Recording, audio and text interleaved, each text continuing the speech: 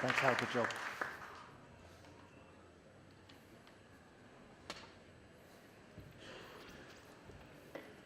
Thanks very much.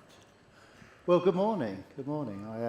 To say I had a moment's panic as I arrived this morning. I have an 18-year-old sitting her first A-level today, and as I came into the building and saw people queuing for their A-levels, I kind of got the feeling that she must have this morning standing outside her school waiting to come in. It's important to get off on the first floor and not find yourself on the second floor resitting A-level maths. It's taken me best part of 30 years to get over that experience.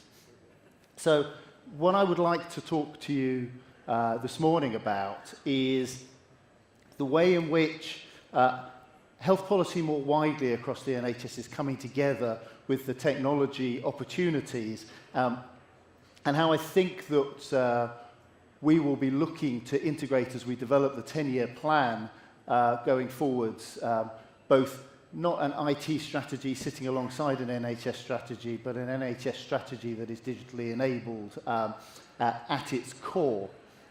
So I'm going to talk a bit about what I like to think of as kind of now and next, because really good leaders are the ones who manage to do both. They manage to focus simultaneously on the challenges of today and delivering the needs for their organisations, their patients, their communities today, but also are putting in place the building blocks for tomorrow and the day after and the day after that. And there's too many people, I think, across the NHS and across all organisations who consider it a success if they've managed to keep their emails under control. And that's not the sort of transformational change that the NHS now needs. So we know how much pressure the NHS has been under over the past year.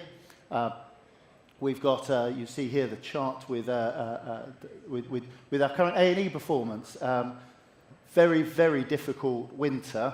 The coloured picture on the left, and thanks to Public Health England for their easy-to-interpret graphics,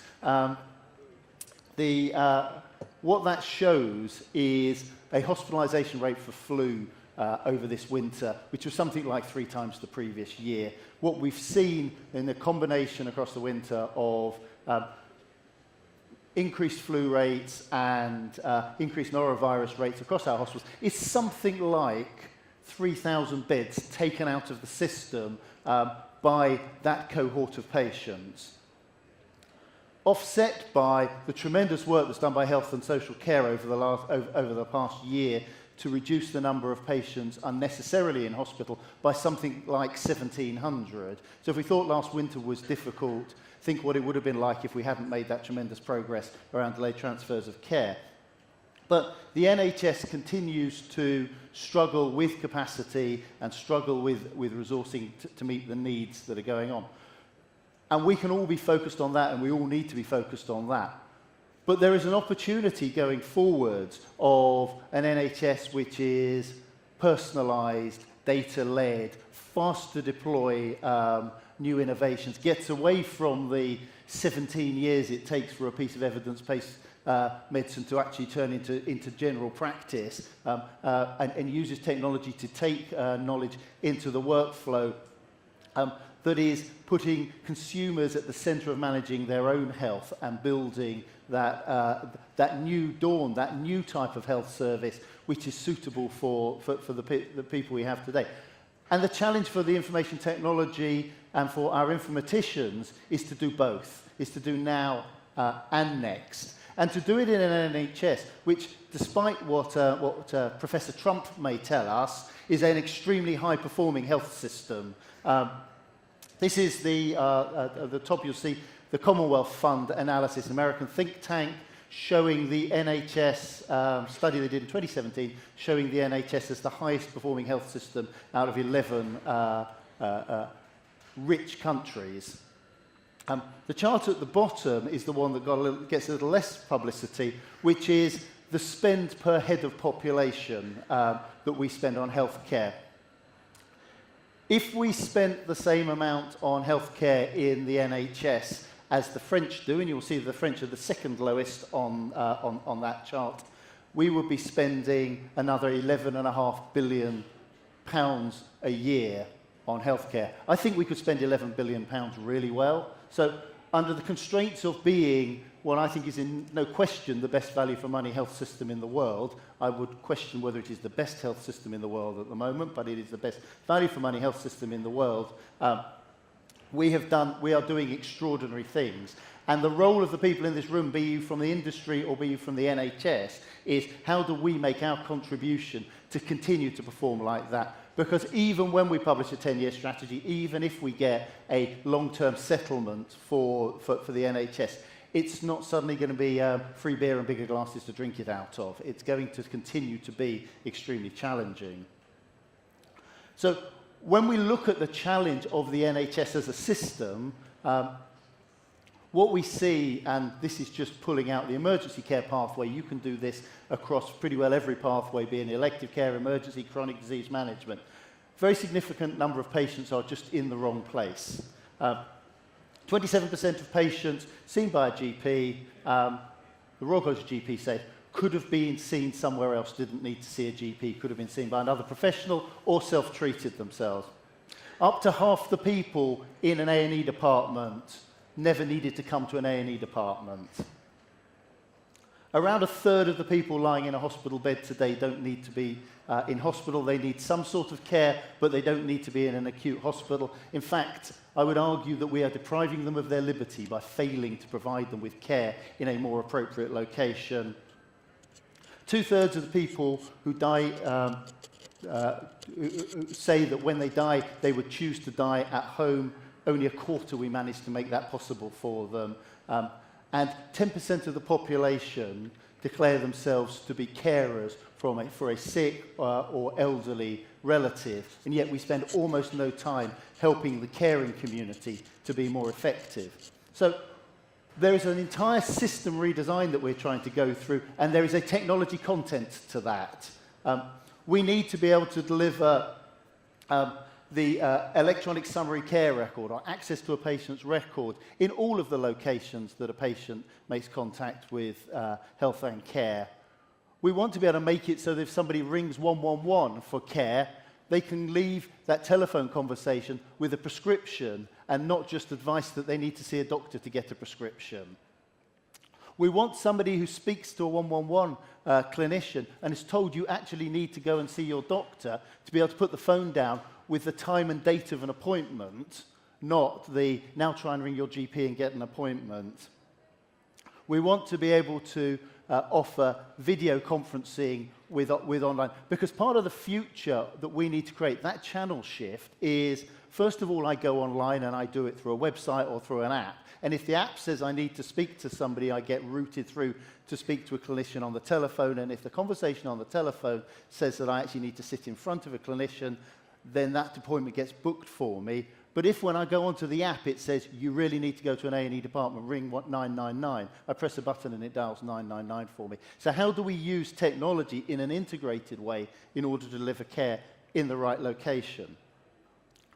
That vision is accepted now across government. That opportunity to use the resources we have in the NHS to deliver better care more effectively is accepted. But if we want to get the backing to do that, then we need to deliver a bit of flawless execution. We need to be better at doing today than we are.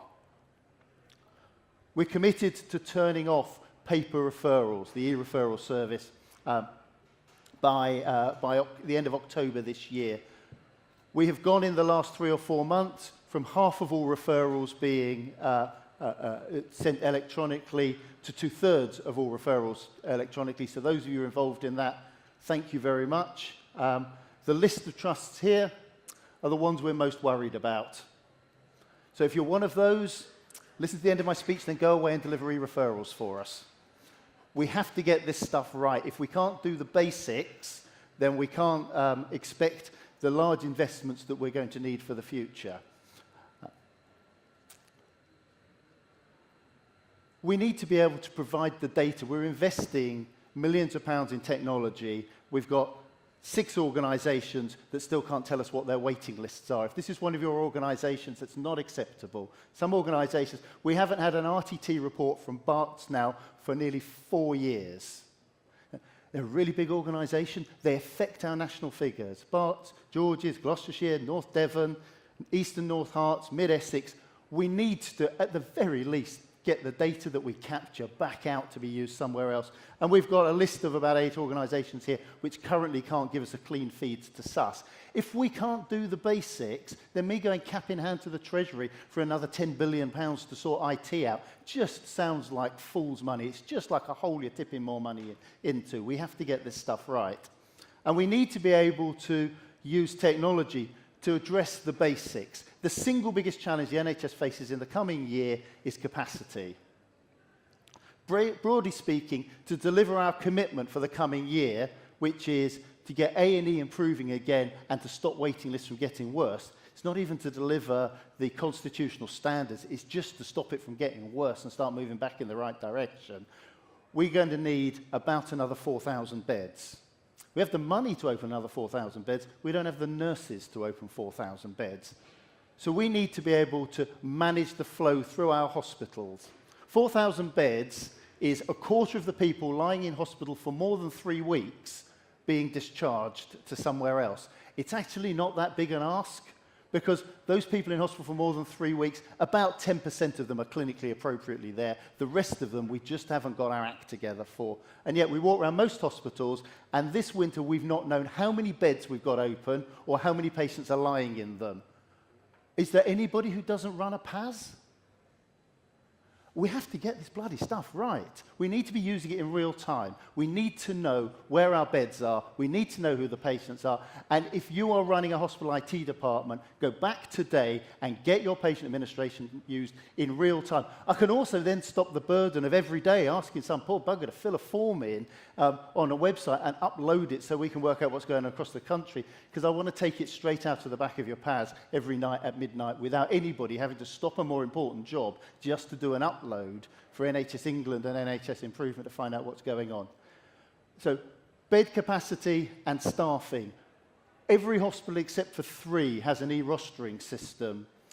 When you survey nurses, they don't know that, because most of those e-rostering systems are just glorified spreadsheets being used in the background, expensive pieces of technology that are not enabling better rostering, that are not enabling the matching of staffing to clinical need, that are not enabling staff to be able to be flexible about when they work and therefore make it more available. We have to make this stuff work well. And we need to know what primary care is up to. I tell you, the single biggest reason why the number of consultants working in hospitals has gone up faster than the number of GPs is that we know exactly how much work hospital consultants do. Every plastic surgeon can tell you exactly how many more patients they saw last year than this year and why they therefore need a consultant college and 3 more nurses. All we can see is really busy GPs. We have no real sense of what the increase in the number of appointments are other than by sampling. We have to get structured data back out of GPs so we can make the argument for the investment in primary care and actually get the balance right. So this stuff, our failure to deliver competently bog standard basic IT, is stopping us from running an efficient NHS, and we have to get that right if we're going to make the argument for the future. Because the future of health systems is supported by IT systems. The future of the redesign of the health service requires technology as its heart, requires us to be able to see what's going on. Because we're making a generational shift in the way the NHS is run at the moment. We're moving away from transaction-based, click-of-the-turn style, every patient who comes in and out of a hospital is a revenue source, into what are the needs of communities, what are the needs of populations, and what are the needs of individuals. The move to SDPs and integrated care systems will see the dismantling of payment by results over the next few years. We need to understand what is going on in a health system. We're going to need more data, not less data, to run a system that is population health focused rather than transaction focused. So the integration of our data, the move away from can I computerize my hospital to can I computerize my system, the need to be able to link and share and deliver data in the right place so we deliver care to patients where they need to be, will be absolutely crucial to the success of SDPs and ICSs going forward. And when we think about the urgent emergency care transformation that we are going to need to deliver, The top line of that, I'd like to think everybody recognised, because that was last year's urgent and emergency care strategy. 111 online, integrated urgent care through using 111 telephones as the front end, primary care extended access, redesign of the ambulance service, urgent treatment centres to keep people unnecessarily out of GP surgeries and hospitals, redesign of the front door of hospitals in order to be able to stream patients away from the urgents, and a better hospital-to-home model. That was last year's model. It was in part successful. If we hadn't done that, last winter would have been a catastrophe. There are lots of successes in there, particularly 111 has been a huge success in the last 12 months. What we're adding to that in the coming year is the focus on length of stay. We need to be able to move our systems to 7-day working. Not the Secretary of State's version of 7-day working or around junior doctors, but actually, why is it that we admit people to hospital for 7 days a week and discharge them for 4.5? It's not a surprise that Monday is a disaster in the A&E department when most of the people who came in after 4 o'clock on a Friday afternoon are still there and no one has been discharged. The discharge levels at the weekends are about a quarter of what they are on a weekday.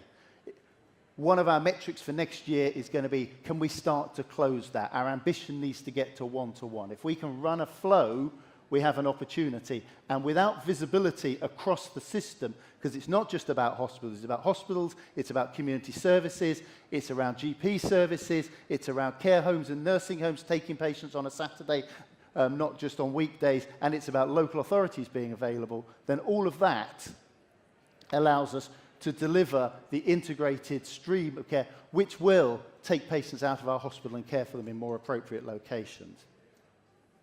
The Secretary of State gets this. Secretary of State in the Health Service Journal last week is talking about IT as being at the core of both the step forward that we need to deliver and the productivity change that we have. We have a moment when we have a Secretary of State who believes that technology is part of the future. It would be a shame to blow it. And that's why we have a vision for an integrated health and care system that brings data together, that creates paperless venues of care that are using technology to support clinicians in delivering evidence-based best practice. We need to move away. The single biggest opportunity that the NHS has for productivity improvement is the removal of unwarranted variation. The opportunity to get it right first time for every patient, and the opportunity to deliver the right care to the right people in the right locations. There's only two things.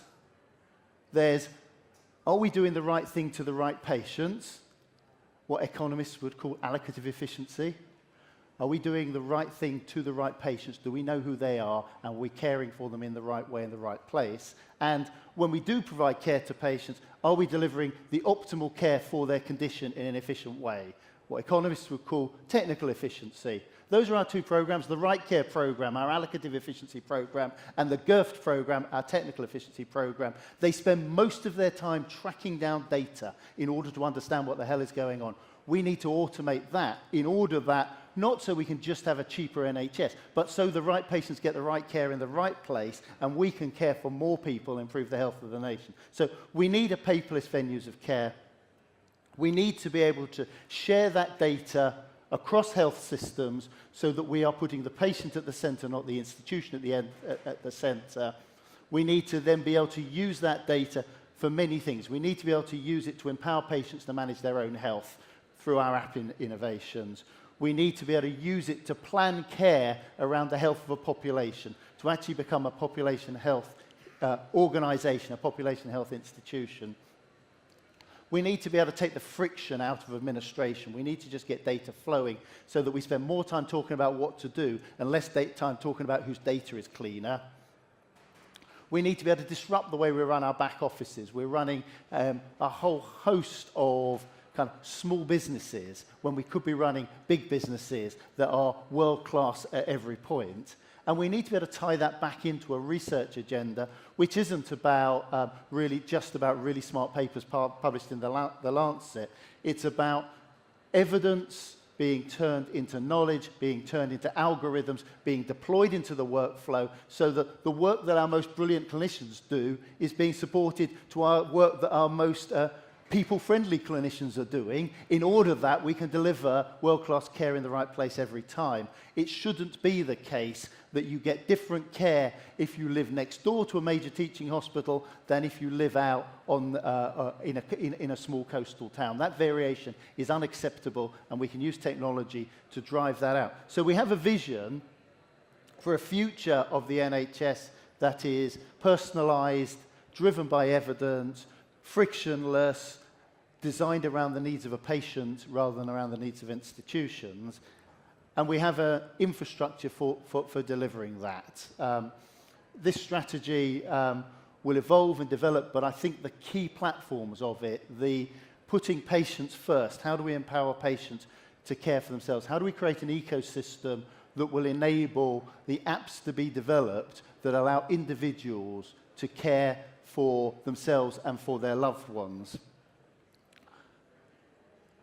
In order to do that, we need to have high-quality data. In order to do that, we need to be able to link together the information that people have with the information that clinicians have, and we need to be able to have a sharing, and we need to be able to allow a patient to see what the plan is for them, in order that they can see what's coming and they can hold the NHS to account for what they should be able to expect. So our GDE programme, which has built a huge amount of confidence, and our apps programs, equally building confidence, have created the opportunity for us to go forward as part of the 10-year strategy and say, this is what you need for a digitised NHS. That's the work we're doing at the moment, is to try and say, empower people, empower clinicians, tie the data together with the local health and care records. We've been we, as in Will Smart and a large crowd of his friends, have been doing an evaluation of the local health and care record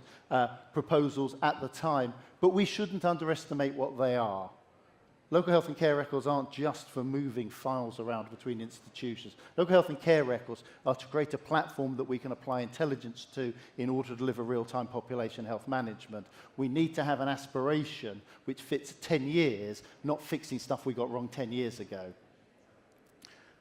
We are moving NHSI, NHSE, trying to take the NHS to a single source of truth, so that when I go into a performance management conversation with the system, I'm looking at the same data that they are, and building the future, bringing together genomics and data and machine learning and algorithms to create a personalised experience that gets back into the workflow of clinicians. So I think we have the pieces.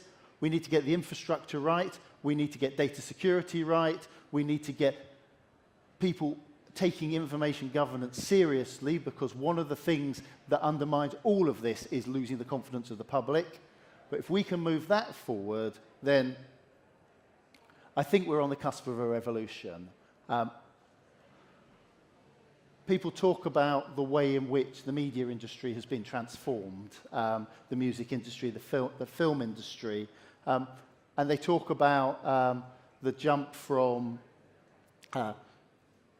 a plastic vinyl record, which there's plenty of people in the room who are old enough to remember that, I think, through to where we are now with the iPhone.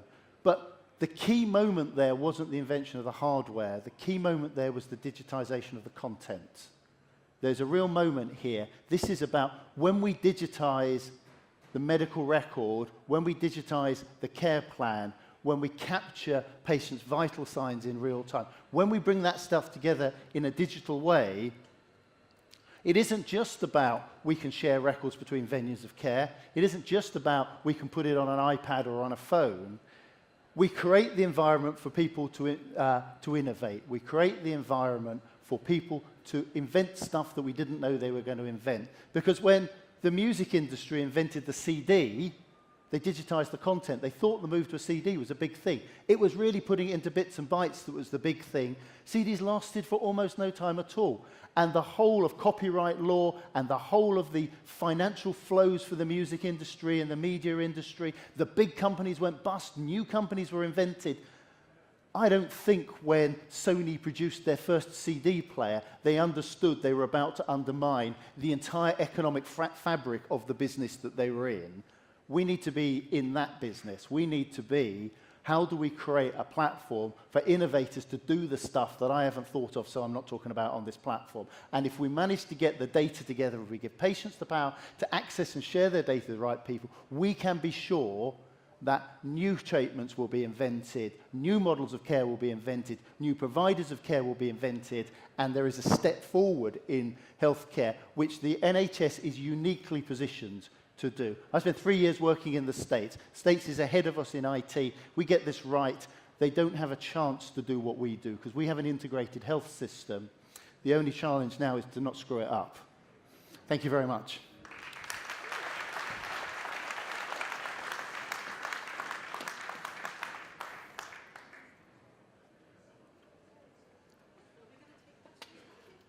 I thought the platform was going to come up and I was going to share the burden. Yeah. Fantastic. I think we've got time for a couple of questions, haven't we? Okay. There can't be any questions. I think I've covered everything. There's one down here. Yes. We got a microphone. Come on. You all right? Good. How do you make sure The mic on. Sorry. We go. that all the data is as secure in the system? Because since WannaCry, NHS got cracked. So I think there's a couple of elements to security. I mean, when I was a CIO, I used to say, I will make our IT as secure as the paper record. I'm going to take a terminal, I'm going to log it on, I'm going to put it in a supermarket trolley, and I'm going to leave it in the main corridor. So we have to remember that we're not comparing to nothing here. We're not comparing to perfect here. But we have an infrastructure challenge here. This isn't just about IT systems. This is about secure networks. It is about firewalls. It's about 24/7 management of that infrastructure. It's about professionalizing the whole service. One of the things we learned from WannaCry, I think, was that the NHS at some point in the last 5 years went from using IT to being dependent on IT, and we kind of missed that moment. So when we closed the A&E at Barts, it wasn't anything that happened in the A&E department. It was that the imaging software in the operating theatres had been infected, and we couldn't get the data from the X-ray machines to the operating theatres. So we now run an industry that is dependent on technology for its delivering of its core function, and we haven't upped our investment in infrastructure, and we haven't upped our investment in people, and we haven't upped our sense of responsibility around that in order to get it right. So I think at the core of this is a recognition that we are now running, that we are now in an industry that is technology dependent, and we are still providing an infrastructure to run that on, which hasn't been invested in at the same rate. It also requires us to take this seriously. And a lot of the failures that were exposed by WannaCry were IT departments not patching their PCs, people opening their networks up because people like to do home shopping from work, and it was inconvenient if we actually had a secure firewall between them and Waitrose. You know, we have to treat this seriously. We have to say that our job here is to provide secure health and care information, and if we don't invest in the infrastructure, and if we don't take our responsibility as informatic professionals seriously, then disasters will happen. And we have, and I think that was a shock to the NHS informatics community, that it turned out it did matter what they were doing.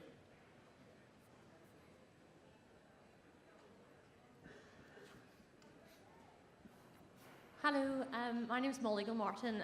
I've been working in a number of trusts at rolling out an app that's for secure instant messaging between health professionals. And one of the questions I would have is, how do you think that we, at a time when the NHS is so stretched, the opportunity from disrupting these systems to be digitised is something that is really inspiring from your talk. How do we communicate that vision and get the grassroots inspired by the vision of what a digitised health service could provide? So I think the now and next message is the core here. It's really hard to get the chief executive suite to believe that informatics is going to transform their world when they're still running around filling in forms, counting how many beds there are. You know, I just think we have a credibility problem because we're not doing the basics well. So what's breaking out now is particularly in the junior doctor community is people are just inventing stuff. They're just making their own arrangements, and we don't know, we can't be confident at all times that the technology they're using is secure, that they are, where data is being stored, and those sorts of issues. So I think we have to do two things. One is we need to get on the front foot about solving simple problems, like messaging between clinicians, and give clear guidance about what secure looks like and make that possible. But we also need to be creating infrastructure which people believe is strong enough to innovate off the back of. And this industry, I believe the small vendor community will stay small until we open up the medical records with APIs and allow people to do big stuff on the back of it. And then I'm expecting that the big electronic patient record companies will get disrupted, that the application of FHIR interface standards, the ability to plug in a better solution to this problem will mean that in all probability our big electronic health records will end up being infrastructures on the back of which other people innovate as well, and won't be the kind of single solutions that we see today. But we've got a long way to go to get there. Good. Let's have some friends.